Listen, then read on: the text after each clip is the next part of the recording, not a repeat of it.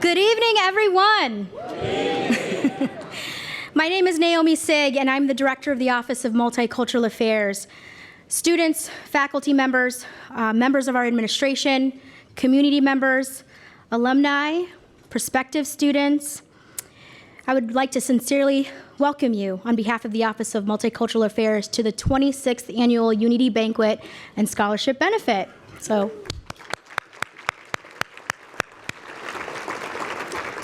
as I look around this room, I'm really thrilled. I'm thrilled that I get to see faces from Case Western Reserve, as well as faces from our Cleveland community. I'm also delighted to see the faces of those who are here to learn more about our campus and what we have to offer, as well as those who are coming back home as prestigious alumni of our university. We are so glad to have you all here, as I believe it highlights the very spirit of this event. Tonight, we will be recognizing achievements of our underrepresented students and graduating seniors, as well as awarding scholarships to many well-deserving student leaders and scholars. This night, however, would not be possible without the support of our university and community sponsors, and I would like to thank each and every one of you for your generosity and for your commitment to our students and to our university. This year's sponsors include the Career Center, Undergraduate Studies, Alianza Latino Alliance, the Office of Inclusion, Diversity, and Equal Opportunity, the President's Advisory Council on Minorities, the Division of Student Affairs, the African American Alumni Association, the Latino Alumni Association, the Office of the Provost, First Year Experience, Greek Life and the Interfraternity Council and the Pan-Hellenic Council, the Office of Student Affairs in the School of Medicine, Residence Life, I know, this is a great list, the Center for International Affairs, Weatherhead School of Management and Missions, Athletics, the Social Justice Institute, and our corporate sponsor, Dominion. Let's give our sponsors a round of applause.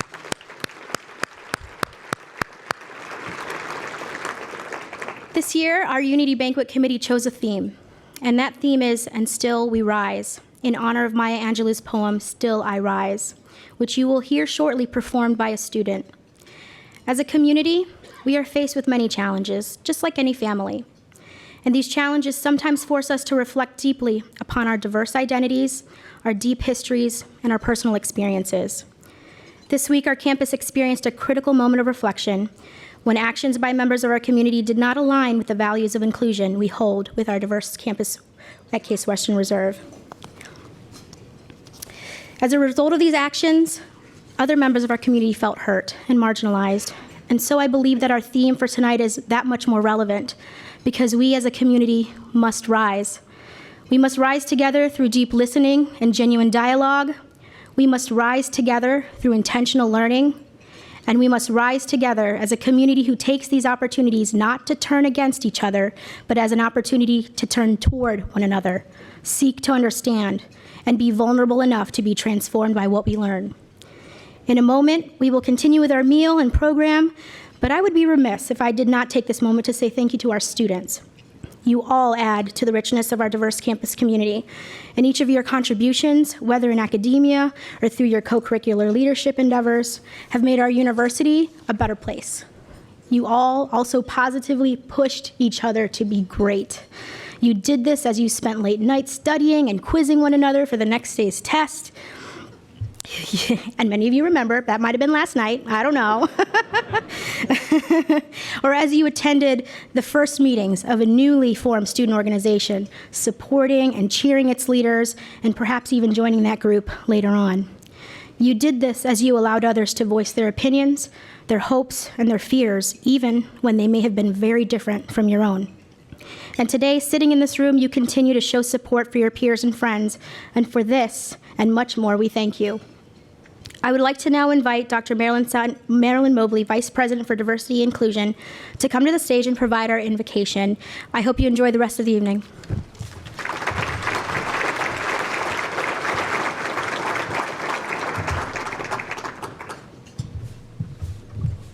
Good evening. May we bow our heads. Dear Lord, we thank you for this gathering. We thank you for the very breath of life. We thank you for this university and its values and its mission.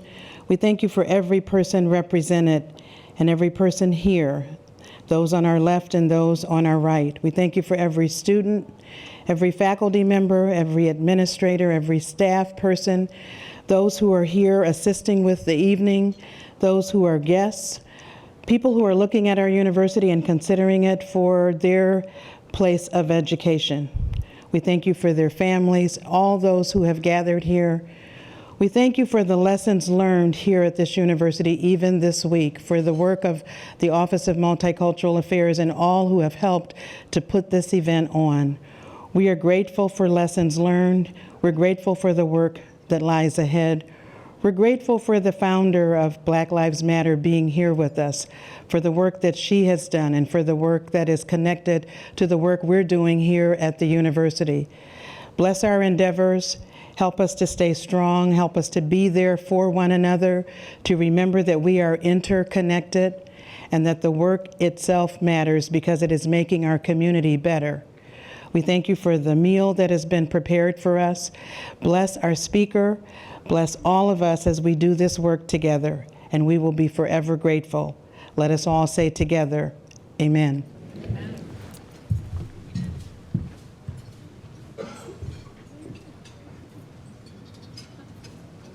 Good evening.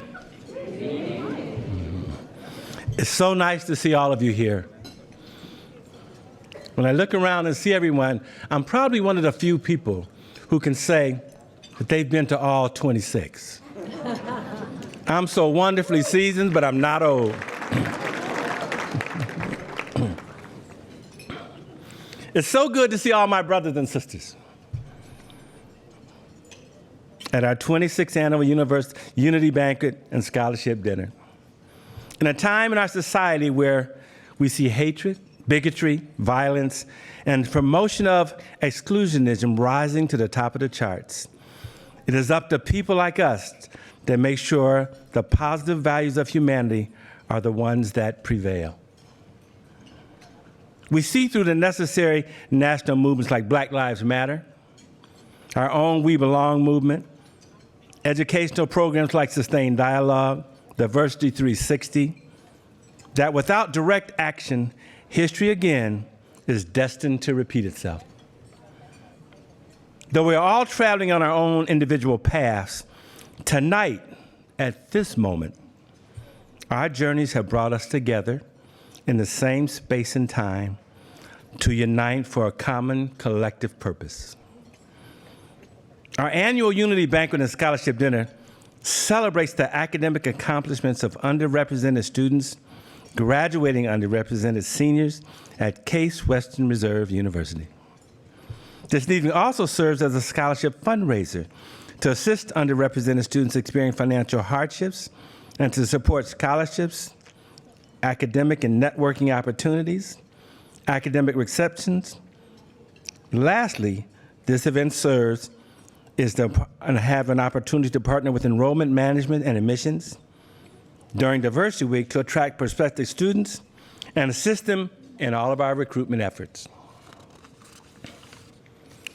Case Western Reserve University is positioned with an opportunity to show the rest of the world how through genuine efforts, bringing people together without continuing to use the word race as a construct to separate us by acknowledging the fact that we all originated in the same place, educating people to know why we all look different, and promoting that there's only one race, human.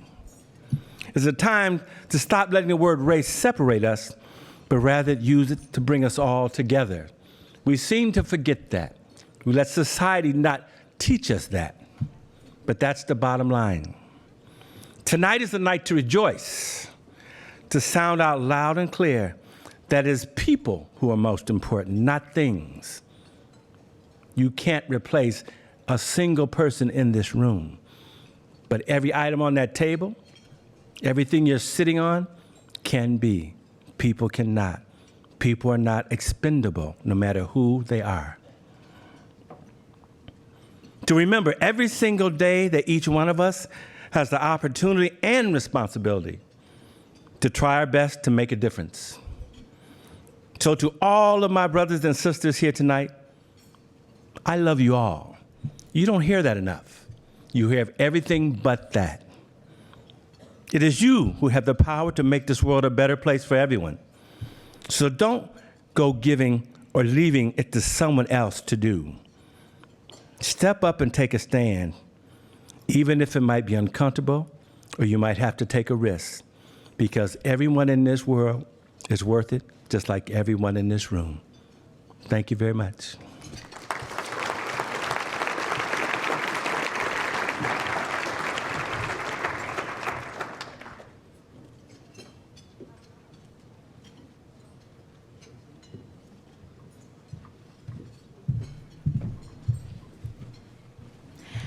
Hi, everyone. Thank you so much for coming out tonight and supporting us. My name is Justine Bernasette. I'm a second-year sociology and political science major. And I'm Chelsea Bryant. I'm a third year studying computer science. And now we will have a poem reading by Ren Whedon, a second-year student and student coordinator in the OMA. Please welcome him to the stage.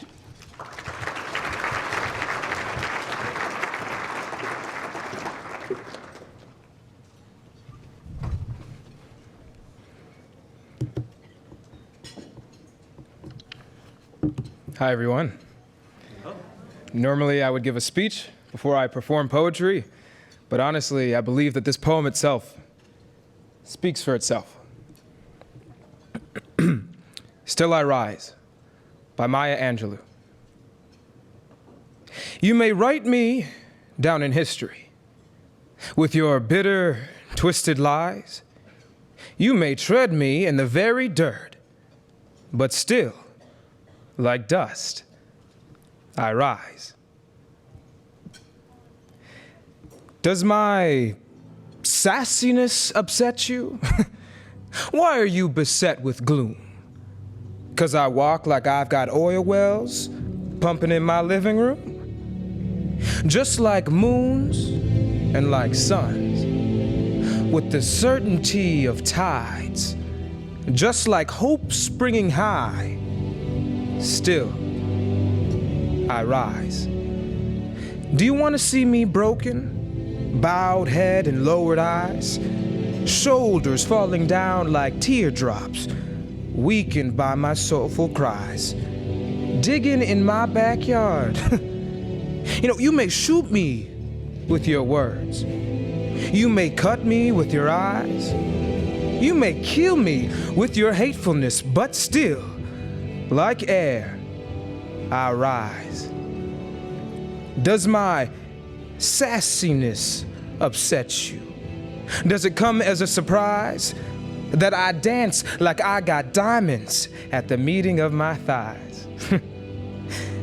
Out of the hearts of history's shame, I rise. Up from the past that's rooted in pain, I rise. I'm a black ocean, leaping and wide. Welling and swelling, I bear the tide. Leaving behind nights of terror and fear, I rise. Into daybreak that's wondrously clear, I rise. Bringing the gifts that my ancestors gave. I am the dream and the hope of a slave. I rise. I rise.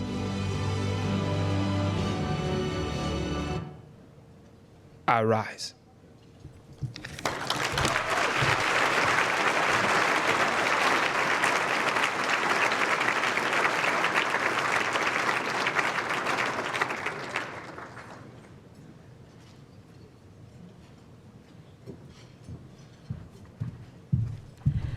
So I want to say thank you to Ren so much for that beautiful rendition of Maya Angelou's poem, Still I Rise. So can we give one more round of applause for Ren?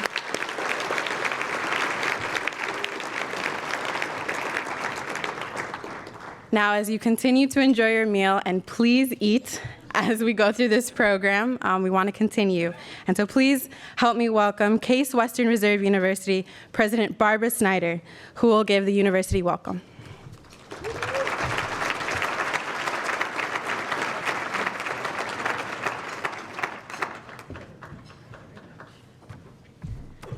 Thank you, Justine. On behalf of Case Western Reserve University, I am delighted to welcome you to the 26th Annual Unity Banquet and Scholarship Benefit.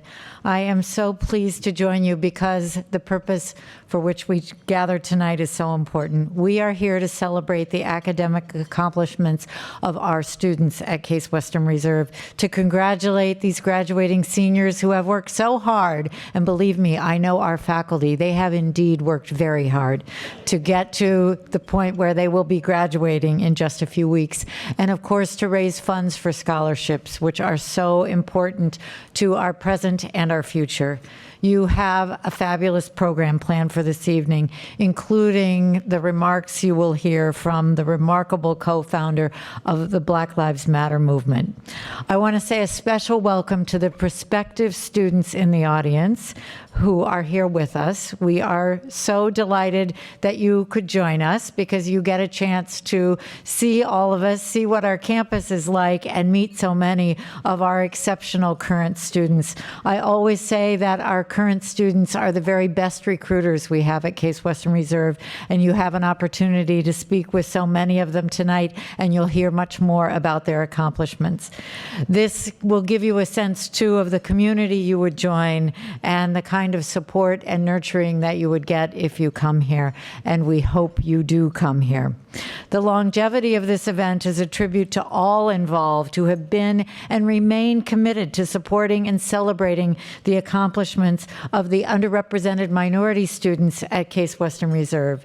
It is emblematic of the culture and values we have that this event also serves as a fundraiser for scholarships to assist those students who might face financial hardships as students here. Unfortunately, this week, as Naomi said, we were reminded that our work to ensure an inclusive, supportive, and respectful community for all at Case Western Reserve is far from done. While this week has challenged us, I want to acknowledge and thank those in our community who have embraced the opportunity to share perspectives and enhance understanding on our campus. Many of you in this room are the diversity leaders who are helping us do this. I also have, because of them, tremendous reasons for hope. Many students are saying they want to talk with their classmates, not at them. I am so proud of the students who have come together all over this campus, whether from Greek Life, from La Alianza, from the University Diversity Collaborative, from many others who have come together for a constructive dialogue. And I am also so proud of our leaders in student affairs, especially Vice President Lou Stark and Naomi Sig, from whom you already heard this evening, who really are leading this effort and are such positive forces on our campus. We will be having an open forum for those of you who will be here on Thursday, April 21st at 7:30 p.m. right here in the Tink. It will be an opportunity to listen, to learn, to come together, to better understand and continue to respect each other. Collectively, I know that we will strengthen our Case Western Reserve community. Tonight, we are recognizing students who are among the most talented students we've ever had at Case Western Reserve. We are awarding more than $15,000 in scholarships and prizes to these outstanding students. And while we are here celebrating our university's diversity, we recognize the need to continue to improve it because we believe strongly that the creative energy and the variety of insights that result from diversity are a vital component of the intellectual rigor and the social fabric that are Case Western Reserve. Thank you all for attending this very special celebration and treasured tradition at our university. And a special congratulations to the student award winners who have already done so much and who I know will continue to work with us to promote an inclusive environment here. To our graduating seniors, a special thank you. We wish you so well wherever you go. We want you to know that as your time as a student here draws to a close, you have already had a lasting impact on our university. And I urge all of those who are graduating, who will soon be alumni of Case Western Reserve, to stay in touch, come back and visit us, stay connected to our alumni organizations. We need you just as much now as we ever have. Thank you all. Good evening. So now we're going to have a reflection from a graduating senior to share about his time as a Cru student and to give his parting words of wisdom. So please help me welcome to the stage graduating senior Andrew Torres.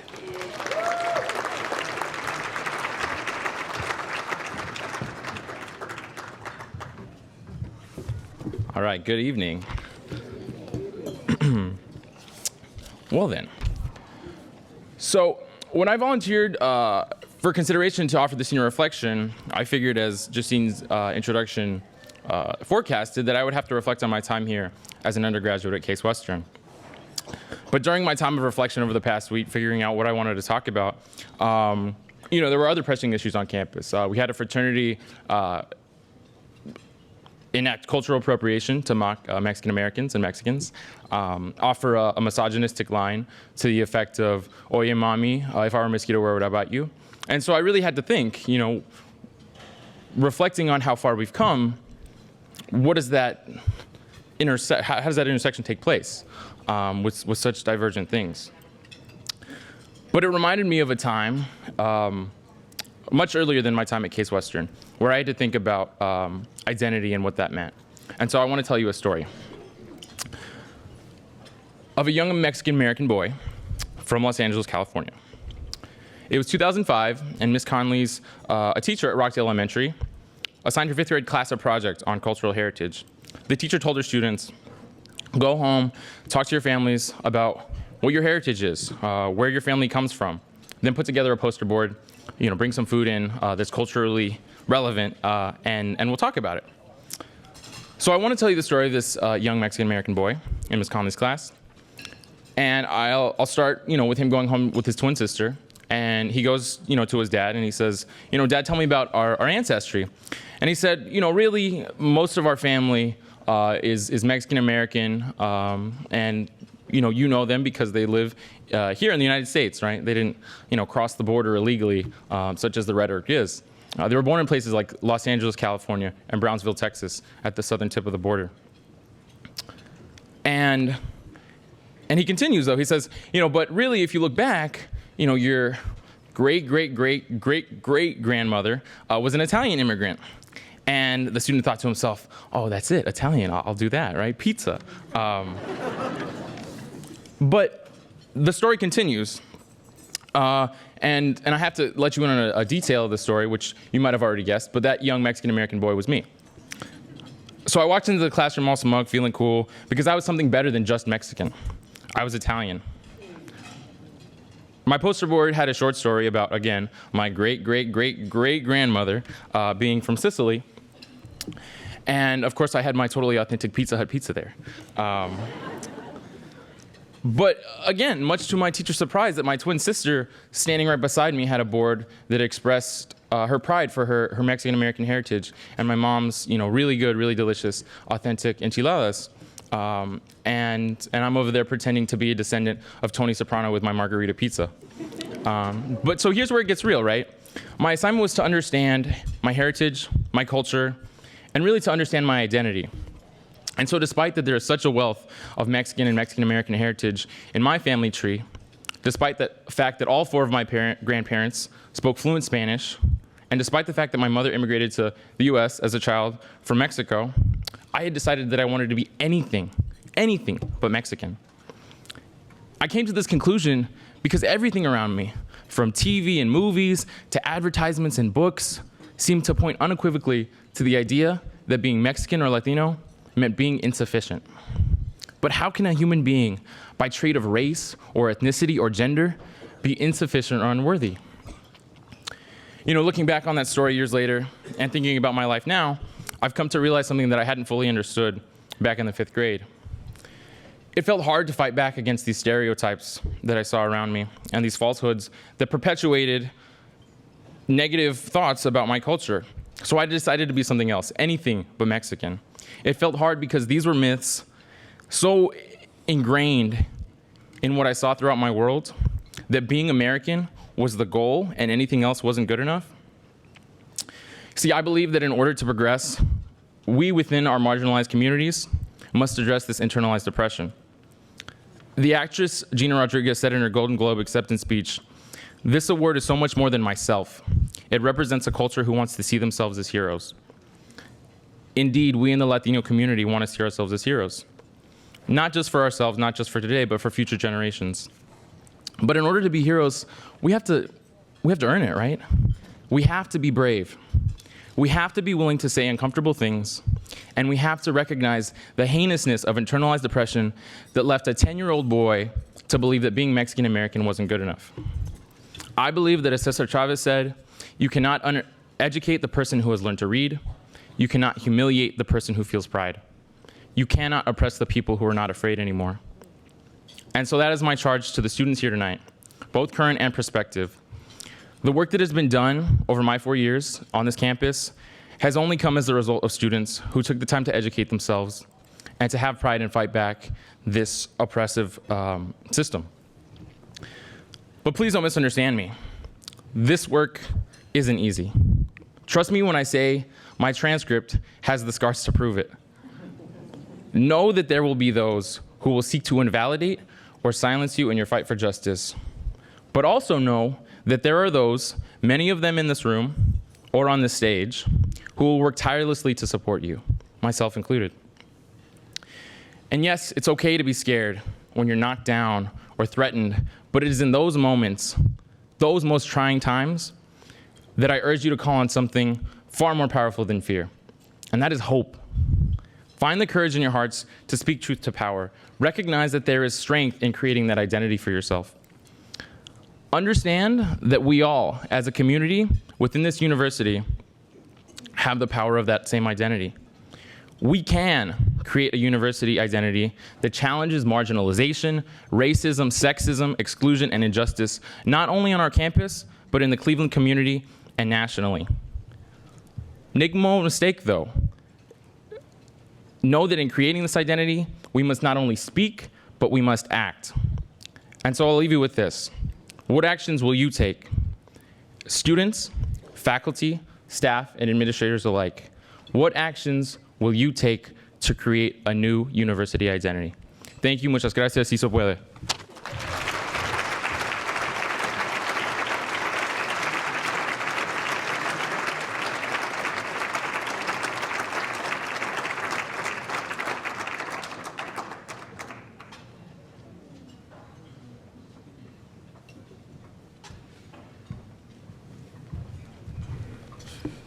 Thank you, Andrew. Thank you for your words, for your voice, and for your action here on our campus. We appreciate you. We have seen the growth in our office as a department coordinator, and we appreciate all the work that you've done here on our campus.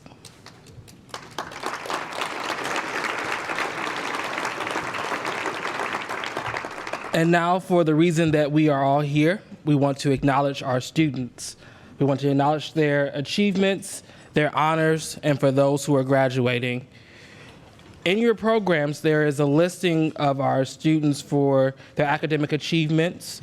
We've listed them by year, and that is acknowledging our students that have earned a 3.0 or a 3.5 and above. They are acknowledged within the program, so we want to give them a round of applause for their achievement here. And after the banquet, sometime next week, we will have certificates available for students acknowledging their achievement in our office. And we will hope to have all of you all gather on the wooden stairs afterwards for a picture after the banquet, as is our tradition here. So thank you. Round of applause for the students. Please give a round of applause for our students.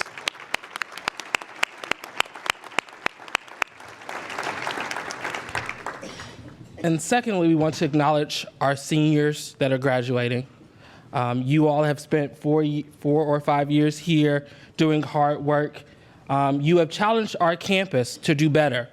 You have gained great achievement, and you have brought in great community to our campus. We appreciate all that you have done. We hope that your next endeavors will be great, and we know you will do great things, and so we appreciate that. And I will pass the mic over to Ann Mariah. We have a gift for you, so as we call your name, we ask that you come forward and receive the gift from our office. Thanks, John. Okay, so as I call your name, please come to the stage. Diana Acosta, Tyler Adams, Freddie Arce. You can keep clapping as I call them. Manuel Arriaga Tamez, Gabrielle Buffington, Moody Benet, Marvin Kantev, Brittany Chung, Dominica Druet, Ettore Fantine Yosta, Jordan Fatoki, Monica Flanagan, Garrison Giddings, Christopher Holloway, Nathaniel Ibeziaco, Terrence Mathis, Candace McLeod, Nenefia Mensa, Javon Montague, Janae Morris, Olivia Ortega, Borkeni Sambu, Andrew Torres, Selena Torres, Caitlin Weston, and Jasa Withy. Congratulations to all of you graduating seniors. Congratulations.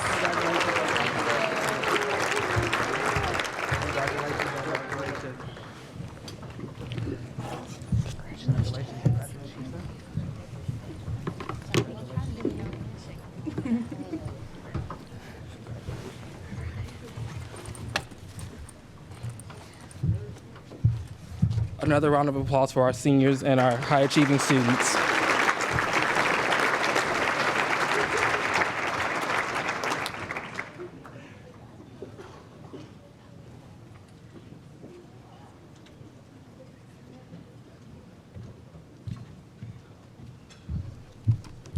Now we will have the scholarship award ceremony. Please help me welcome Naomi Sig, the director of OMA, and Randy Blackford, the assistant director of OMA.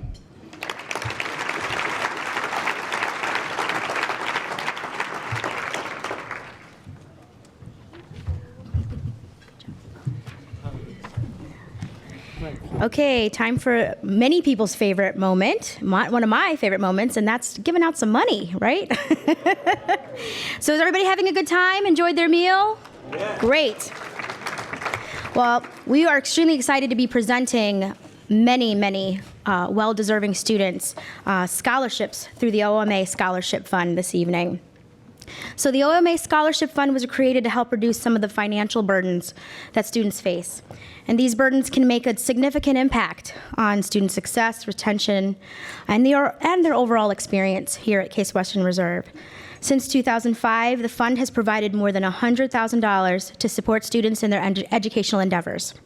And together with supporters like you, we are able to provide much needed financial assistance and to really positively influence their experience. We had an incredibly strong pool of about 90 student applicants, undergraduates and graduate students alike, and that made our decisions very difficult.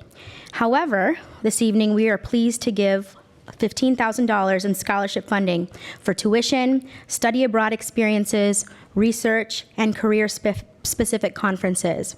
I'd like to also invite Associate Vice President for Student Affairs, Sue Nickel-Schindewolf, to come help greet our scholarship recipients. Yep. Some of you may know our office falls within the Division of Student Affairs, and Sue leads our student engagement cluster. And I'll have Randy come up and read the names. So let's see if we can work out this whole stage thing correctly. Okay, so we got the checks there. Left and right. Okay. Here we go. So this, again, is what Naomi has said. This is kind of what we're excited about. So we're excited to be able to give away money. We're excited that students can benefit. And as she mentioned, there were a lot of applicants. So we hope that part of your vision as you're here, you see OMA and kind of the connection that we're having with students, and you want to say that, hey, we want to be a part of that because that's what we're trying to do. We're trying to help students out. So it's my kind of grace, my kind of wonderful privilege to be able to read their names. Naomi and Sue will greet them, and we'll, again, a reminder that we'll be taking a group photo of the scholarship recipients after the whole evening is finished. So we have these scholarship recipients all got prior notice that they received a scholarship. They don't know how much they're getting. So they're here, but they're here usually with another person that they've invited to kind of help them celebrate. So our $500 scholarship recipients are, drum roll, yeah, is Ganiru and Aniki.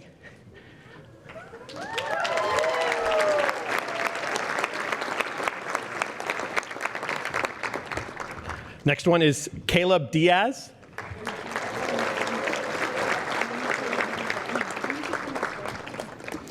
Jordan Fatoki.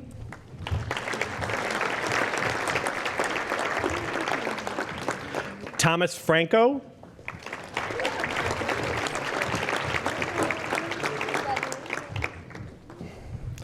Jessica Lalonde.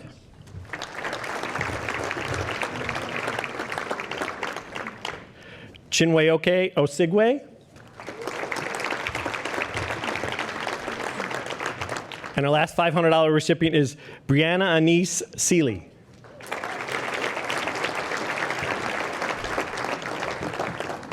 So now if we had music playing in the background, it would kind of go up a key, kind of a little. So this next group will be our $1,000 recipients. And we're going to start that group out with Marvin Contav.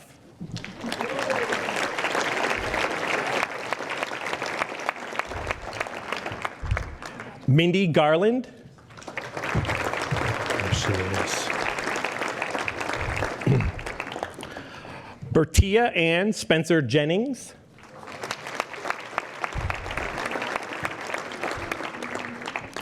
Amanda Diane King.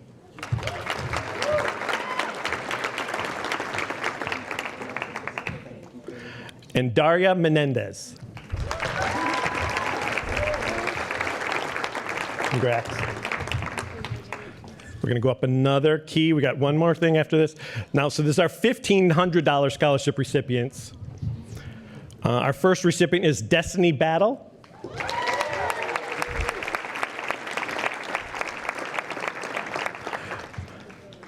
Our second recipient is Michaela Hayford.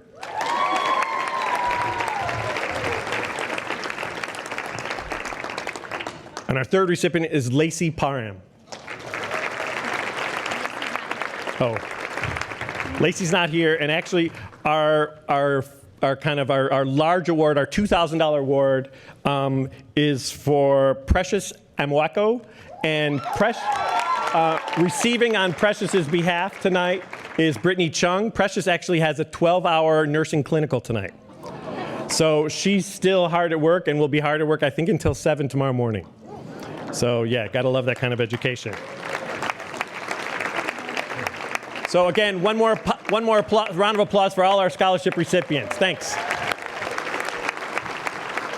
And thank you for your attendance and involvement with OMA that helped make it possible.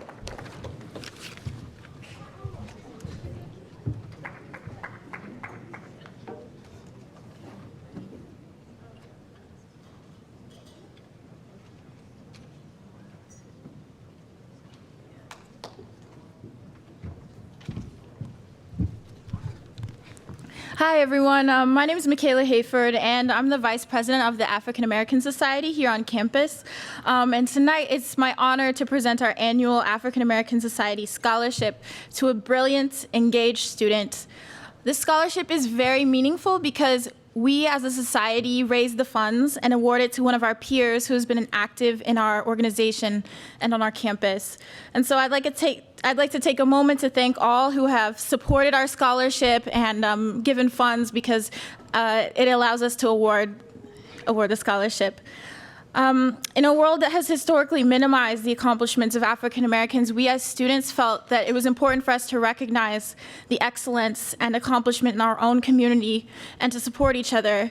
And we declare that we too are brilliant and we are powerful.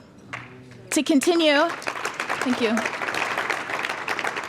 To continue, it's my honor to present this year's award to Sierra Lipscomb. Sierra is a first-year history student who has displayed exceptional dedication to the African American Society.